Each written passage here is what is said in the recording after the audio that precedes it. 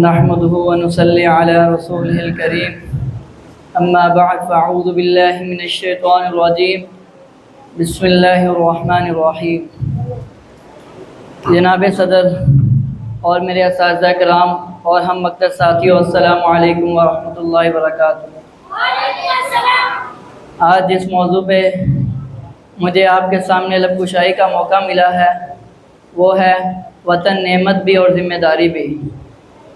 عزیز ساتھیوں، آج کل جب مہنگائی، بے روزگاری اور دیگر مسائل کا ذکر ہوتا ہے تو بعض لوگ یوں کہہ دیتے ہیں کہ اس ملک میں رہنے کا کوئی فائدہ نہیں یا یہاں رہنے کا کوئی فائدہ نہیں۔ سامعین محترم، مشکلات اور مسائل اپنی جگہ حقیقت ہیں، لیکن حقیقت یہ بھی ہے کہ وطن کا نعم البدل کوئی نہیں۔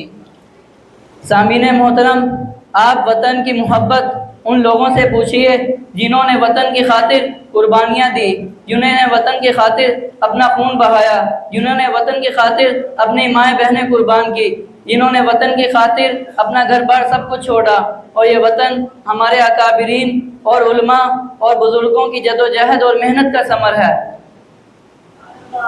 سامعین محترم، وطن صرف حکومت کا نام نہیں، وطن ہم سب کا نام ہے۔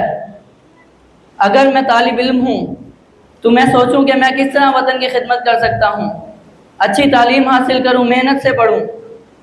اگر میں تاجر ہوں تو ایمانداری سے تجارت کروں اور ملک کی معیشت کے لیے کام کروں۔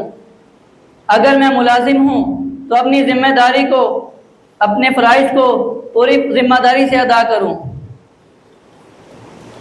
قومیں اسی طرح ہی بنتی ہیں۔ سامعین محترم، آئیں آج ہی ہم سب عزم کرتے ہیں کہ وطن کی تعمیر میں سب محنت اور اخلاص کے ساتھ حصہ لیں گے۔